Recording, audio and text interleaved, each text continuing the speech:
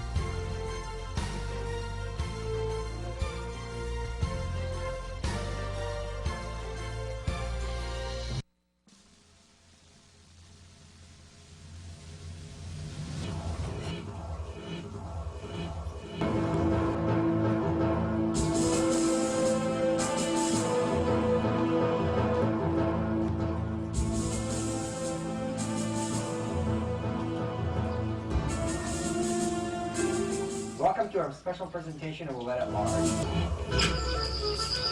Take a bite out of government.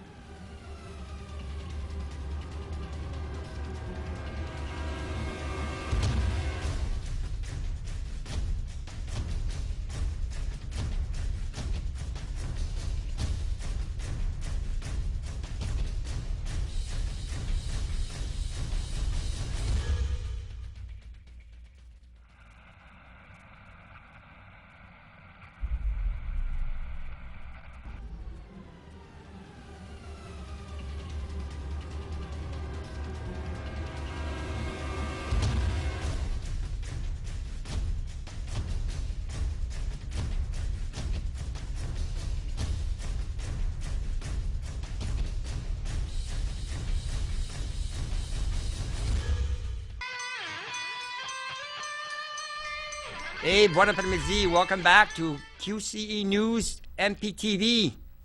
Wow, channel 23. This is Ouellette at Large. We have a great show for you today, but I want to make a couple of announcements first. The dog days of summer are upon us. Yeah, tomorrow is August the 1st. And guess what? They're talking about intimate rain on Saturday and Sunday, in and out. You know what? I think we've been blessed. I haven't seen much rain on the weekends this summer, so this is pretty good. And I realize this chair is low, but it's fine. We have new chairs, so I guess there's still money with Comcast. That's a good thing. We needed new chairs. I do want to say that next week we'll begin a series of 6 live concerts. There will be 4 in a row, and then we'll take 2 weeks off to talk about people that are running for office for the primary on September 9th, I believe it is, Tuesday the 9th. And then we'll take another 2 weeks after that and finish our concert series. Our first concert series starts next week, and it's going to be totally in Spanish. We are celebrating We Are One. It is 2 festivals that are joined together, the African Caribbean Latino Festival. The following week will be Andrea Parker. She calls herself Andrea Dillon.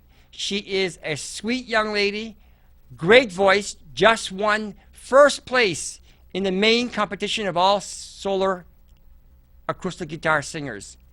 And she has her own band, and it's called Girls Want to Have Fun. So she's like me. She has a lot of energy. She's related to me because her husband is my nephew.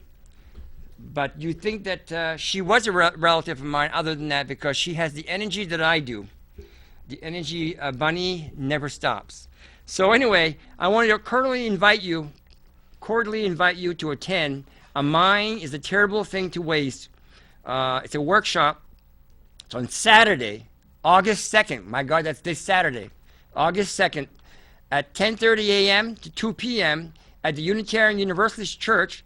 That's 669 Union Street in Manchester. So they will be reviewing information on the achievement of gap and settlement between Manchester School District and the U.S. Department of Education Office of Civil Rights, OCR. That is this Saturday, August 2nd, at 10:30 a.m. to 2 p.m. at Universalist Church. We Are One, August 16th. That will be the following Saturday, I believe. Or the Saturday after that, the third Saturday. August 16th, 11 a.m. to 8 p.m. The festival is in downtown Veterans Park at 889 Elm Street in downtown Manchester. There will be dance, art, recreation, food, family, fusion, I should say fashion, and culture. And they will be in here next week. We'll have a great person who will sing, dance in Spanish. It will be fun. Today's guests are from Market Basket. One of the questions we're going to ask as we interview them is, workers must return to work by Monday to keep jobs. Question I have is, did they ever leave the workplace? I thought the people that were protesting outside on the sidewalks, not necessarily on Market Basket property, but on the sidewalks, were still working, and they were doing this on their free time. We'll ask them. And then we have Anne Marie Infield from Cornerstone, and she's going to talk about Common Core. And we have an expert, a doctor, and I have a hard time pronouncing her name, so we'll wait till Anne comes in. And she'll be calling in live on the show. So we have a great show. So we'll see you all soon. In the meantime, oh, I hear a knock at the door. And look who's coming into my studios. They're chanting. I believe that we will win. I believe that we will win. I believe that we will win. I believe that we will win. I believe that we will win. I believe that we will win. I believe that we will win. I believe that we will win.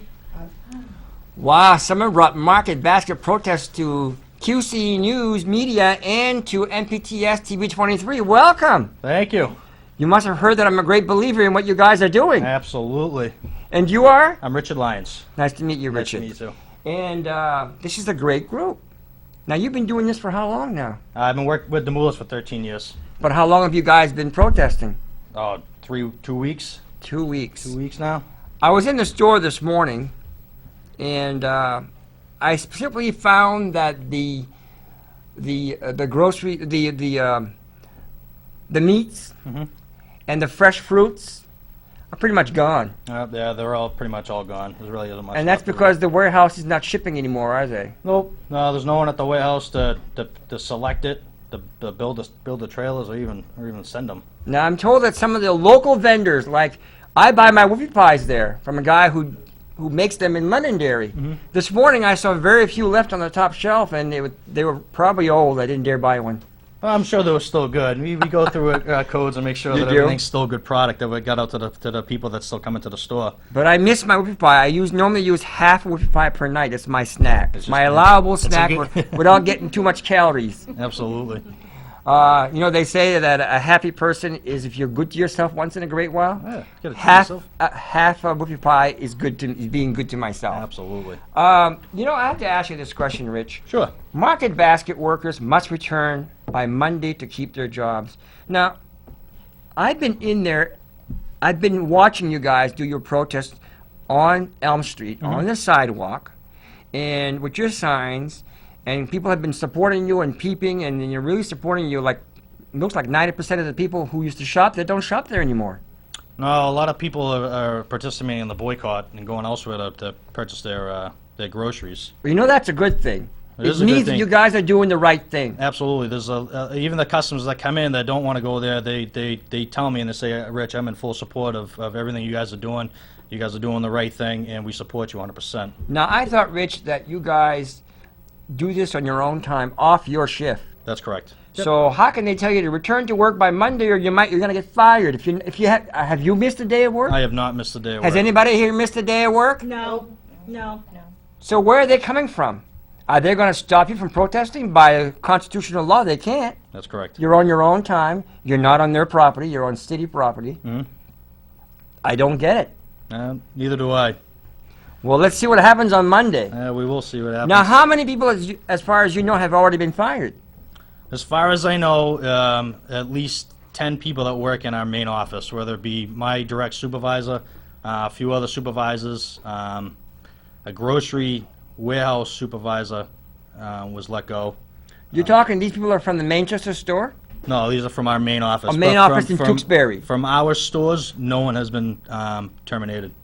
No one's been let go. No one has done anything wrong to be jeopardized of their job. So, Rich, am I correct to say that they're in their announcement yesterday, in their email, that all workers must return to work by Monday or they will get fired? Isn't there something also in that email, something saying about they're looking for 71 managers or assistant managers? Yep, in the first bullet of the Boston Globe, it says that they're looking for store directors and assistant store directors. And when I saw that this morning, I was confused because I know that these 71 store directors, and a lot of stores have 2 assistant store directors, none of them missed a day's work. They've all been there, running their store, supporting Arthur T. DeMoulis, and just making sure that everything is going the way that things are supposed to be going at the store level. So they must be, the board of directors must be anticipating to change a lot of staff no matter what. That's probably their game plan is to do what they want Which to doesn't do. make much sense. If the system was working and it wasn't broken, why are they fixing it? I don't know. Now, I'm told they're losing about $10 million a day, roughly. Roughly. Whatever the And media it's been 2 weeks. That's 14 days. That's $140 million. It's nice that a company in this day and age, with all the with all the recession that we have, and it's hard to find jobs, that they can afford to lose $140 million. Yeah, I don't know. I don't get it. It's a lot of money to be losing. And a lot of their customers. A lot of their customers, yep. I will tell you, though, that if Arthur ends up to buy the company, Mhm. it'll probably take a couple of weeks to put it back 100% operation. Company-wide, I feel that if the department heads do their orders correctly to the T, which they will do, I bet you we could have that whole store up and running within 2 days. All 71 stores? I would say pretty close. Pretty If Arthur T comes back, these guys will be rip-roaring and ready to go, and they'll give 110% from the time they're there to the time they go home, and these guys will put up anything they need to. Well, when that happens, I can pretty much say, from knowing and speaking to a lot of people from New England, where these stores are from, that they're coming back. But in the meantime, they're staying out. Absolutely. And that's now. You don't belong to a union. Yes, no union. You've been approached to join a union. Our store has not been approached by a union. Some stores has, I'm told. Yes, some stores has. From what I read and what I see in the paper, that there's been a union that was at the main office when they were all protesting, asking them to join. And no, we don't need a union. We're a very tight knit group You of obviously people. don't. If you guys can pull what you guys pulled, and you're doing it all legal without a union, that is democracy. That is democracy. That is correct. That is fantastic. You have rights, and you're following them, and I just don't understand how he can say, get back to work by Monday or you're all fired, and I don't see anybody leaving their jobs. Nope, no one's leaving. Everyone's staying by Mr. D, and they're not gonna jump ship. We're gonna ride this out. And So we're gonna let's fight. talk about the ownership. RTT owns 50%, Arthur T owns 49%. 49%, and the other Arthur S, is it? Yeah, Arthur S. Yes. He owns 51%. 50.5%. 50.5%. Yeah, okay. Who owns the other 0.5%? A ghost? It's got 40. 48 and a half and 50 and a half. Yeah. Okay, is that how it is? 48 and a half and 58. Okay. Piggy Wiggly? Piggly Wigglies. Piggly Wigglies, Is Southern- which are from South. Yep. That's a grocery chain. Yep.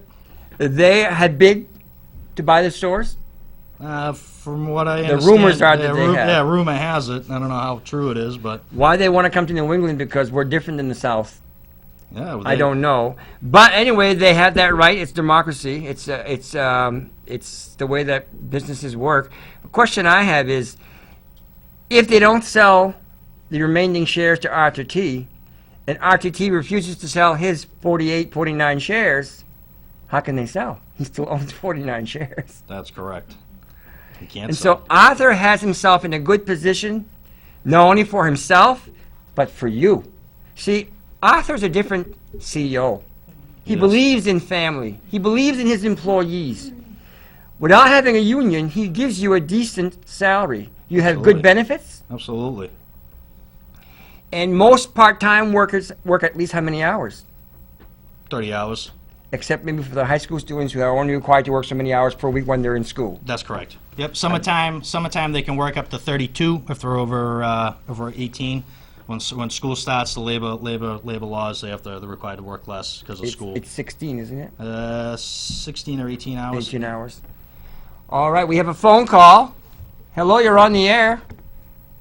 Hi, this is Sandra Stotski calling in. Hi, Sandra. Can you call us back in about 5 minutes? We're still with the other group. Of course, I'll call you in whenever you want, or you can call me. Which is better? Does Mary Ann have your number? I don't know. Give I me- can give it to whoever Go you ahead. want. This is a landline. Give me your number now. 617 Yeah, 734 yeah. 1584. 1584. We will call you. Thank you. Thank you. Bye-bye. All right, so yeah. So let us now change. We'll play that first video. It's a chant, and we'll be right back in less than 2 minutes.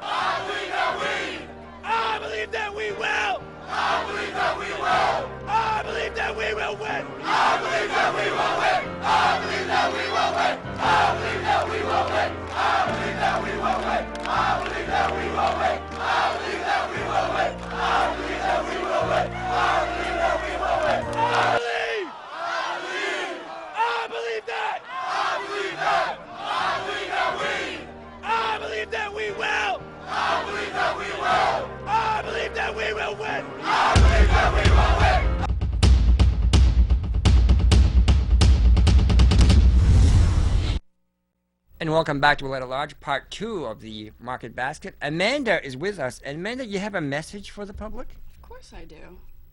We got a little chant of our own.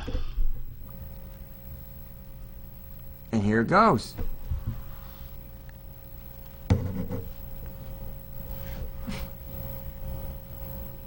I don't know if it's gonna work. There it goes. What happened? You had it there. Of course. Gotta love technology. Yes, technology, huh? You have to wait for it, but it comes. Okay. Do your work. Widescreen, please. It's Greg in the Morning Buzz. We're not gonna take it. We are Market Basket. We're not gonna take it anymore.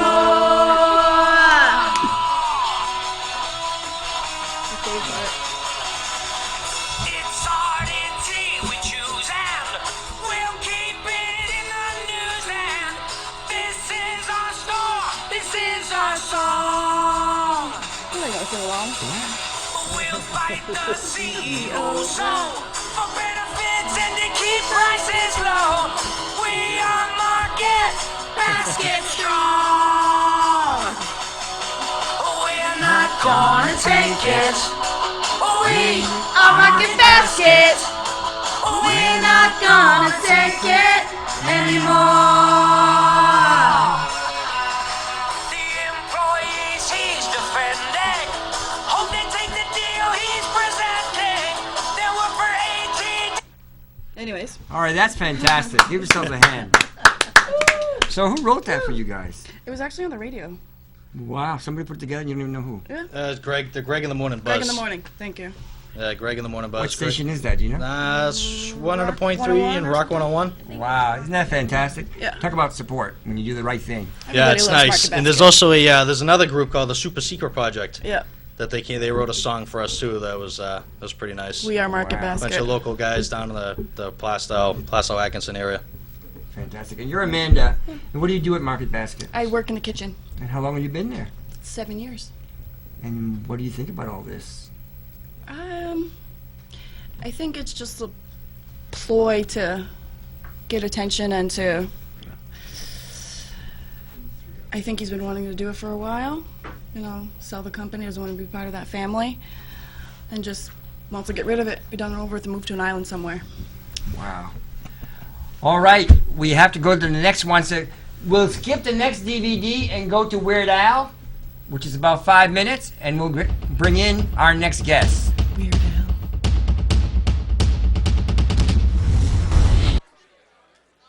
Say that again, Steve. This has now become the Barney Martin Show. Well, I do believe in this one rare instance, it will be worth it. Barney, are you ready? Ladies and gentlemen, Barney Martin! I've just been inspired by all this talent that's going on here, and Steve, Azar, I don't wear this hat for just nobody. A little country on my person, but right now I gotta rock. I gotta rock.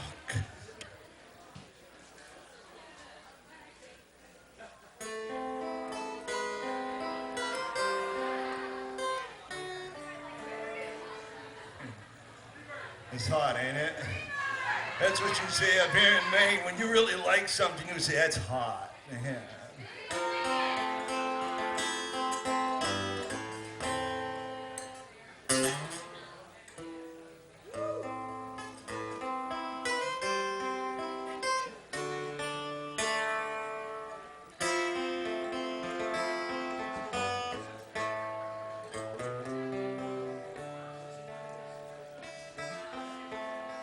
Just sit tight for a second. Just got to get through this first spot.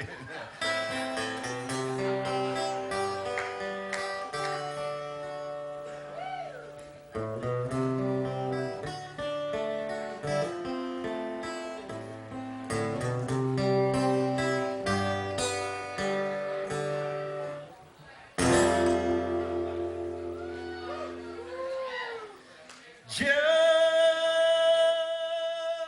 sit right back and you'll hear it tell a tale of a faithful trip that started on this tropic port aboard this tiny ship.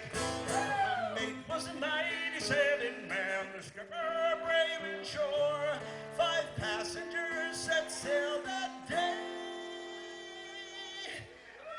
for 3-hour tour. A what?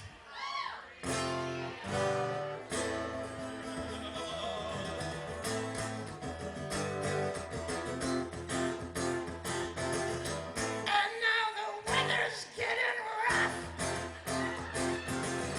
You know that tiny ship was tossed.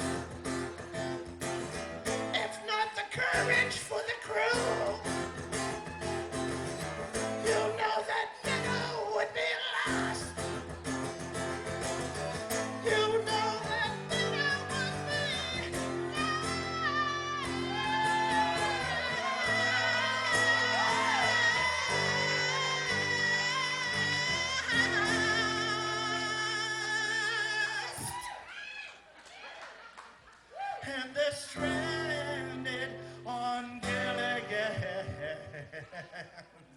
Island.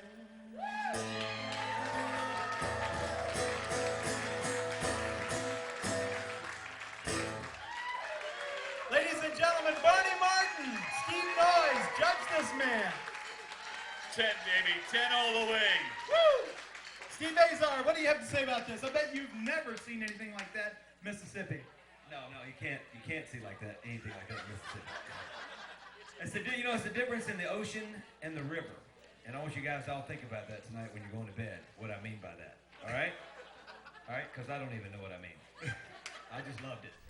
And welcome back to Ouellette at Large, gone global on QCE News, Media, and MPTS TV 23.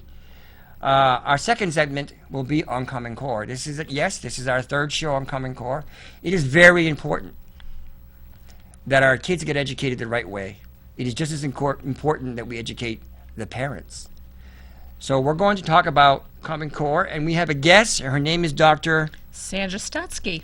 And she's on the phone with us now. So why don't we go to Ann? Ann, how did you get involved in Common Core? Well, I'm with Cornerstone Action in New Hampshire. We're a family policy group, and I am the education liaison, and I've researched education for many, many years. And so when national standards came about, it was something that I knew was coming down the pike, and I was very concerned about it. And then when they released them, I could see that we had big problems. And I think that that's been debated a lot in Manchester, which has been great. And I think that Manchester parents and what we thought the school board was behind an effort to make substantial improvements. And unfortunately, I think what we've gotten in Manchester and was what we're seeing in some, going on in some other states, and that is a rebranding of Common Core, maybe making some slight adjustments, some technical changes to it, and then calling it local standards. Or in the case of Indiana did the same thing. They came up with new standards, but they pretty much mirror Common Core. And so they're kind of going through this process, spending a lot of taxpayer dollars, and what you're getting is not exactly what the people wanted. So, you know, when they decided to redo this, I got involved, and at the request of many Manchester parents, and we kind of worked together, and we thought that the school is working with the parents and working to make a substantial improvement, and it doesn't appear as if that's what's been done. And Dr. Stotski offered her services pro bono along with Dr. Milgram, and these are the two nation's experts on standards. And the biggest failure, I think, in the district was not getting their stamp of approval on what they've developed. And they were doing it pro bono. Yes. And the city spent so far almost $140,000 on this. $80,000 for a consultant last summer, and Wow. and almost $40,000 now on this, and 2,000 hours of teachers. And when you compare the state's Common Core standards to our Common Core standards, the only thing I find, have you seen both? I have looked at a number of state standards, including what Manchester has offered up. But, you know, I will tell you that I'm not a standards expert. What you had at your fingertips in Manchester were the nation's top experts. You had Dr. Stotski and Dr. Milgram. If you cannot follow through on a task like this and have these two individuals help you through this process and come out with a stellar product that is a direct failure of your school administrators, and that needs to be the topic of discussion. And if your school board accepts this document without their approval, they are failing the students and parents in this district. Make no mistake about it. Now, what I found, and then we'll go to our guests on the phone, is that when I compared the both, I found that in some of the standards, the difference was only they changed a few words, but if you look at the definition, it means the same thing. Exactly. So are they trying to put us in a corner and confuse us or trick us? That's what I have to wonder. Now, I don't know if the doctor knows, but on this past Monday when they had a special board meeting, the mayor entertained a motion. It was seconded and passed, that they're going to drop the word dropout, and they're going to replace it with non-completers. But the state law requires that we use the word dropout. And you know why? Because they are dropouts. Now, the mayor also did say, and we'll air this later, made a statement that he wasn't quite sure if we, meaning the school system, had failed these children or if we allowed them to fail themselves. My response is, whichever it is, we have failed our children. It's automatic. There's no question to be asked. Why are they even deferring which one it is? We need to find a better way to make sure that we don't fail them. There should be no dropouts. And in New Hampshire now, a couple of years ago, we passed a law. You used to be able to sign, your parents could sign you out of school up to 16. Now the law is you have to be in school until you're 18 unless you graduated from high school. So how do they plan to get away with it? So doctor, this is where you come in. You offered your services. You offered your services free to the school system, and you met a couple of times with them, I believe, right? Yes, I came twice to Manchester. First day I came sometime in March. I spent most of the morning with the high school group of teachers. The second time I came, in the middle of April, I spent time with a middle school group and an elementary school group.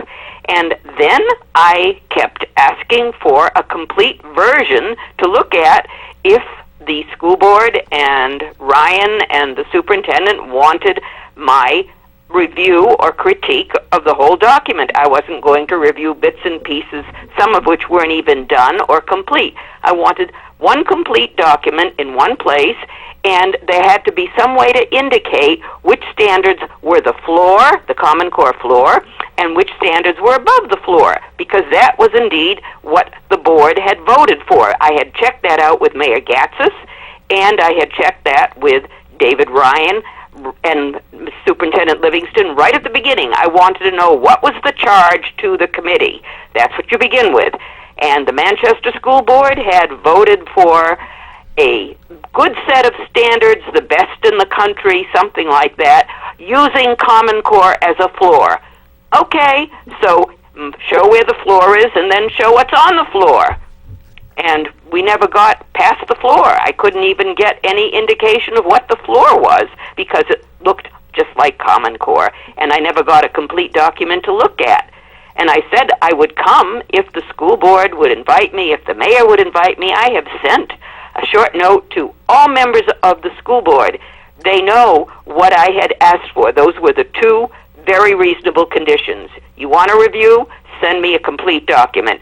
Number two, you show me what's above the floor and where's the floor, because that was the charge to the committee.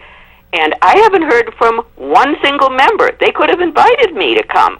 I'm only in the Boston area. I can easily drive up to Manchester for any meeting they have and explain any review I might provide if I could see the entire document. If it isn't finished, then they shouldn't be voting on it. That's correct. In fact, it is not finished because the document is still being called a work in progress, a living document.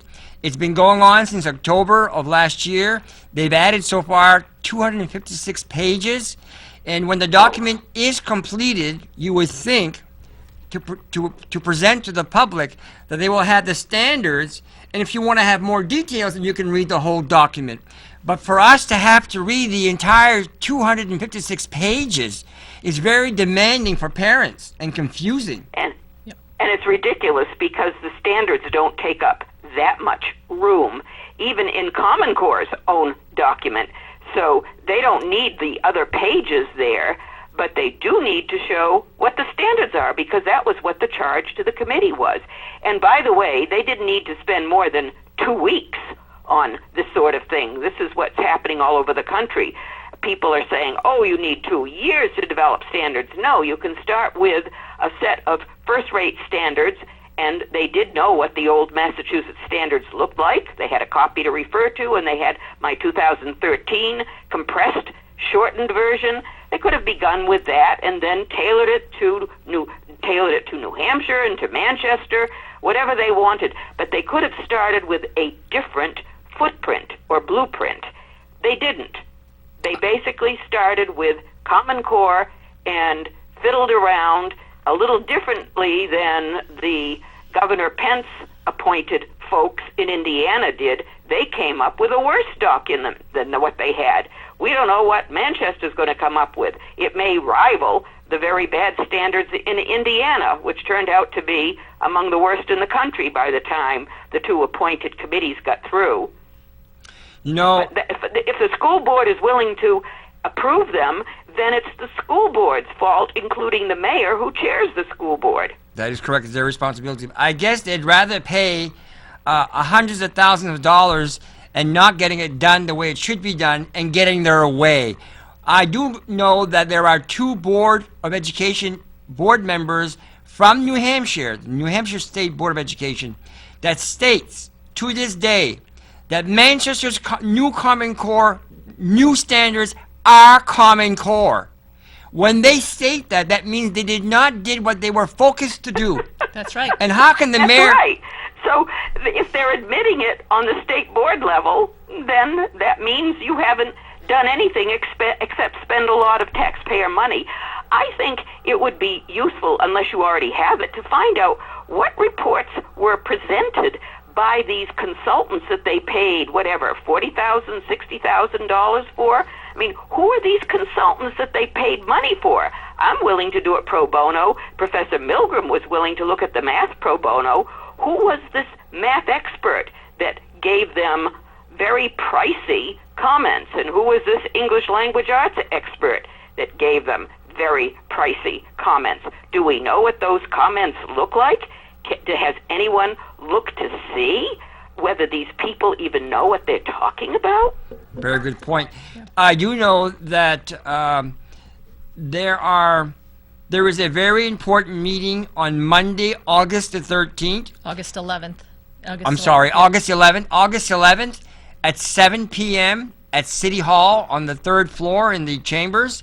And the school board will be taking up and addressing to the full board from their committee the new Manchester academic standards.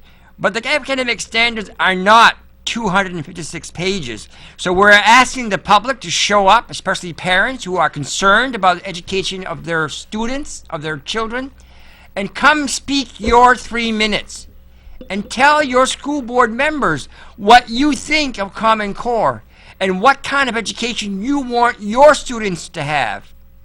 Better yet, I think they should start coming with recall petitions, because if they have irresponsible people on their school board who don't have enough sense to say, we want to see a complete document before we vote on it, and we want to see which standards are above the floor and which standards are the floor, if you don't have people with enough sense to say that to their own hired help in the schools, that's the superintendent on down, then the parents should come with recall petitions and start a movement to get rid of them. I mean, that's what recall petitions are all about. That was a progressive reform from the beginning of the 20th century that started in the western states.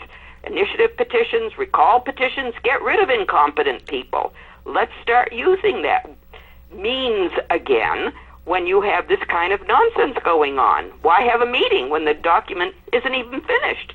You know, Doctor, that they held 2 public hearings in the last 2 weeks, one at Memorial High School and one at West High School, and both of them, they did not give a presentation on the standards that they're supposed to be proposing. They did not allow us to ask questions. We were only allowed to do public participation. Now, public participation in the dictionary versus public hearings are totally different.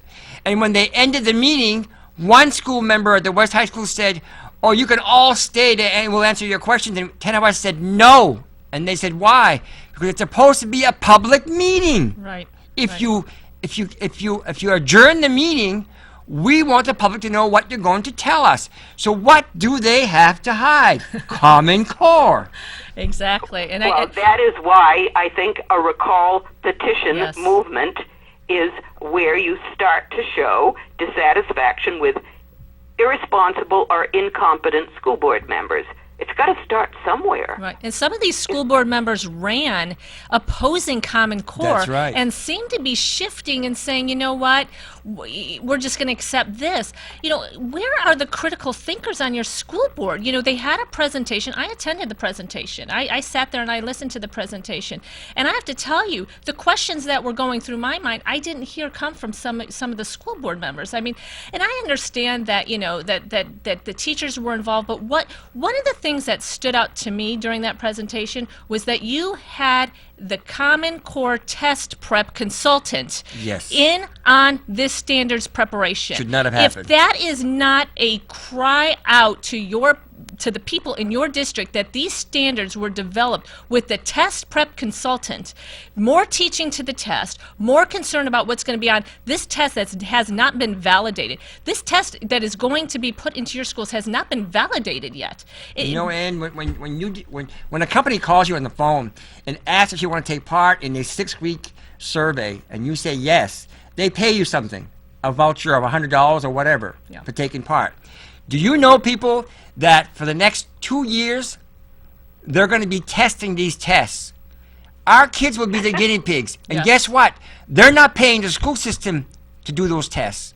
We're paying them to use our kids as guinea pigs, and there's no guarantee that these standards work because nobody's tried them out yet. Right, and you know, there's an That's interesting. Right. And so, where are the pro bono lawyers who live in the Manchester area? Where are the legislators to start filing lawsuits against irresponsible public officials? You've got to move forward. There's no point in constantly berating these people who are irresponsible and incompetent. They're trying to pass a document that isn't complete, and they didn't hold a legitimate public meeting on it.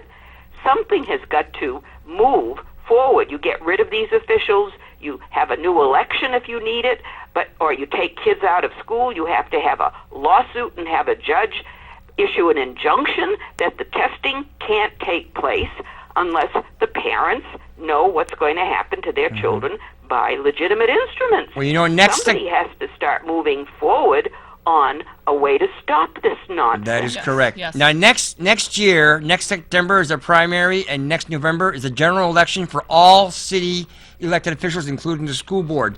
So they should be reminded, and we should be attending that meeting on Monday at 7 o'clock at City Hall on the 3rd floor. And there is an elevator for those who can't walk up the stairs, and give our 3 minutes on what we think of Common Core.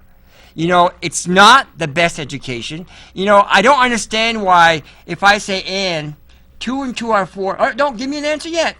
Add 2 is 6, minus 2 is what? And Ann, you say, but teacher, 2 and 2 is 4, so why did you go all the way around? And then she tells you, or he tells you, Ann, if you don't do it my way, even though you have the answer right, I'm going to flunk you. Yes. What kind of education is that? They want to make robots out of our kids. I always thought that in America, our forefathers made sure that towards education, that we were teaching to free minds. It's not a free mind if the answer... That's right. If the answer is right and they fail you... Go ahead. This is part of the issue. They're not teaching to free minds. They want to get conformists. Kids who will become part of a very docile, passive labor force, low level. As Professor Milgram has told me, we will have in the 21st century the best educated ditch diggers in the world. That's right. This is about workforce training. This It is is. not about educating. From the very beginning. That's why your private elite schools wouldn't touch this with the 10-foot pole. I mean, I've talked to admissions directors at private elite schools because I want to make sure, you know, are they doing it? No. I hear from parents whose kids are in private schools. They want no part of this. But this is what's going to be thrusted upon your public school unless you say no. There is a blog post on Diane Ravage. If you Google Diane Ravage blog, you are going to read a post, I think it was posted today, and it's called Why the Pearson Tests Are a Setup for Failure for Your Kids. These are the Common Core tests. You better read that. These parents better realize that what is being done to their kids, they better take this bull by the horn, because your elected officials in your district seem to be dropping the ball right now, and your administrators seem to be dropping the ball right now. They were given a charge by the public, and and they're failing. They are failing right now, and if you push them, then they're going to have to push back and get what you deserve in this school district. Why do you have to take your kids out and pay $28,000 for a private school education to get your kids well educated? There's no reason. There's no reason for it. I'm a math tutor. I've tutored math before, and I can tell you this math scares me. I mean, you're going to just basically push kids away from the math field when you're giving this kind of confusing math, because I see the kids in tears. I see the kids who call themselves, you know, I can't do math, I'm not a math kid. Oh yes, you can, if it was taught properly and it was something you understand. Teaching math involves taking a difficult concept and making it easier. Under Common Core, they're taking a difficult concept and making it more difficult.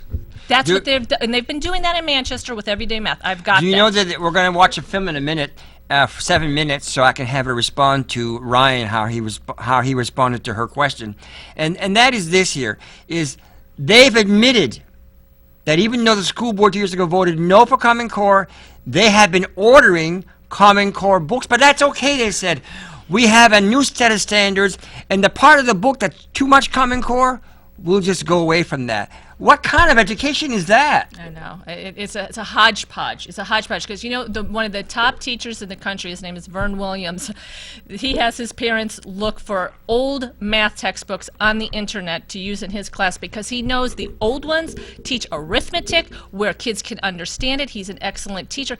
That's what you should have in your school. Instead, you're going from everyday math, which is fuzzy math, didn't help your kids at all. Now you're going to go to Common Core math. And this idea that you're not using Common Core, show us exactly how it's not Common Core. That's what I think. That's a simple request, and that's what Dr. Stotski asked. And for some reason, it seems like your assistant superintendent Ryan does not want to provide that. John, can you play the 7-minute video and make it loud enough in here so the doctor can hear it?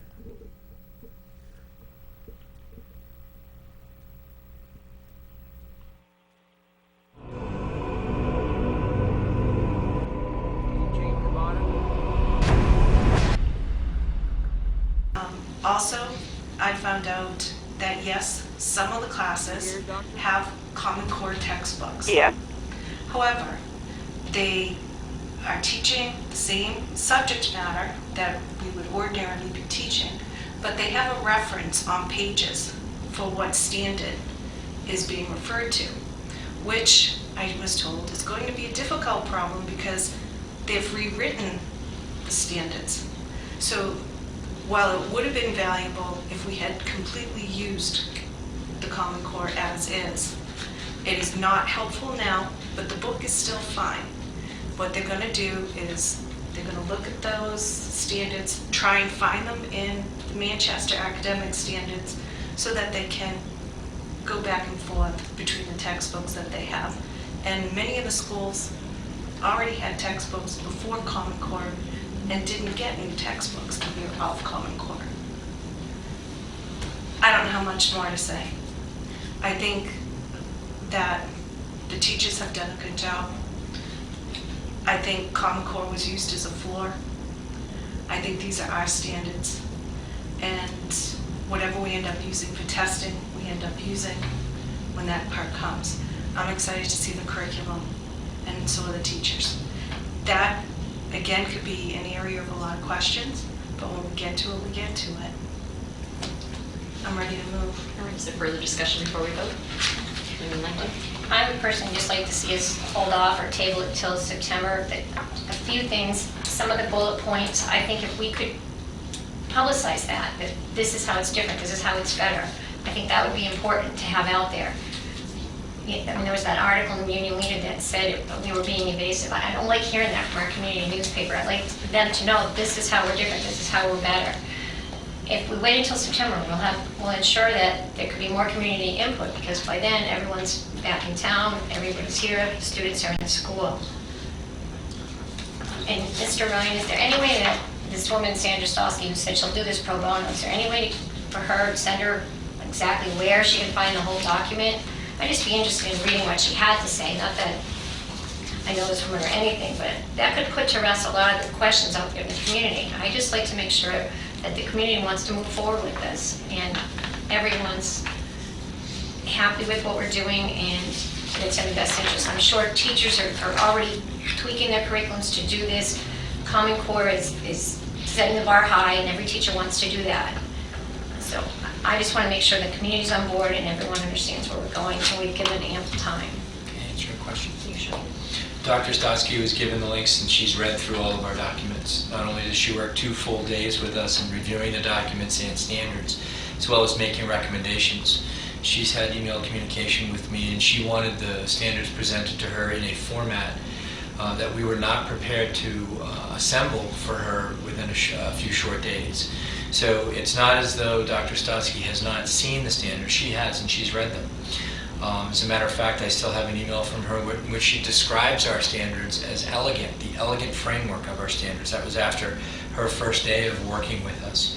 So it's not so much that Dr. Stotski hasn't read our standards, it's that she didn't see them in a format in which she preferred. And we were not prepared to change the entire format for her vetting prior, I think it was just 3 or 4 days prior to presenting to the board. So that would be my response. And then a follow-up, well, is there a table of contents so that the public knows where it is? Because that's useful items instead of going through 256 pages. If there's certain points somebody wants to get to, the table of contents will tell them what page it's on rather than trying to peruse the whole document. Both middle and high school English language arts have the table of contents, but right now they're separated by grade level and subject level. So if you wanted to look at grade 1 mathematics, and it's broken out also by strand, so grade 1 literacy, you click on that link and it shows you just those standards for grade 1 literacy. If you want to look at grade 1 writing, the same grade 6 English language, you click on that, it shows you just the English language. So everything is hyperlinked right now, so it's just a point and a click. The final document will have a full table of contents so that it's a bit more consistent in terms of reading progressions. So looking at in grade K, for math, you know what the standards were and how that translates into grade 1 and then grade 2. But until we have the approval to move forward with that, because Summerhead, we can't do that one. But could we have that document and be sure that that's it and that's what we're voting on? Because right now I don't feel that we... I believe we did discuss that at the last meeting and shared it with everybody that they could obtain them, because it's at 270 some odd pages, and to print that out for every person on the board or every member of the community was a bit much. But is that the final, but you're saying there's only a table of contents for English language arts, not for the math? Everything is linked. I mean, and if I had the screen, I'd show you. I'm not certain if you've been to the site to see where the standards are listed, but they're listed on one page, and you just simply click whatever you want. Grade 5 math, click it. It all is right there for you. And welcome back. That's basically what happened, and then they voted. The committee voted to bring it to the full board on Monday, August the 11th, which I'm asking parents who are concerned about education in Common Core to show up. Now, Doctor, I want to give you an opportunity to answer Ryan. I was not able to hear clearly what he said there, but I've been told that he said, and you correct me if I'm wrong, that he has said that I attached unacceptable conditions, and that was why I could not do the review that he expected me to review. Is that correct, that he has accused me of attaching unacceptable conditions to my review? Now, that is a very silly charge, because it's on the record that I asked for 2 things to be done: a complete document with an indication of which standards were above the floor.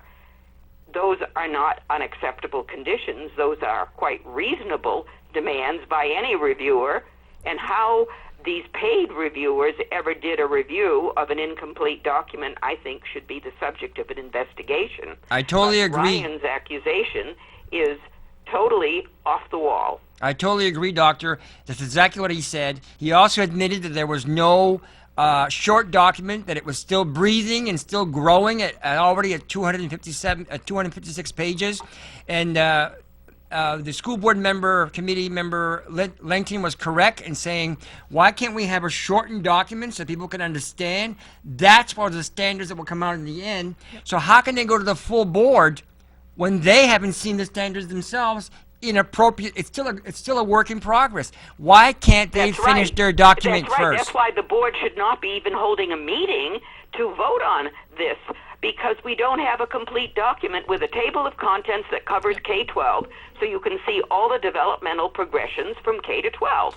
That's why you want to see a complete document. I agree. I've never seen it. It isn't done yet, so there should not be a vote on it because it's not a complete document. Well, thank you very much, Doctor. We have to go, but before you go, I want you to listen to the last 4 minutes of the disc that I'm going to play. It's on dropouts. Okay. Can we play it? And here it goes. Okay.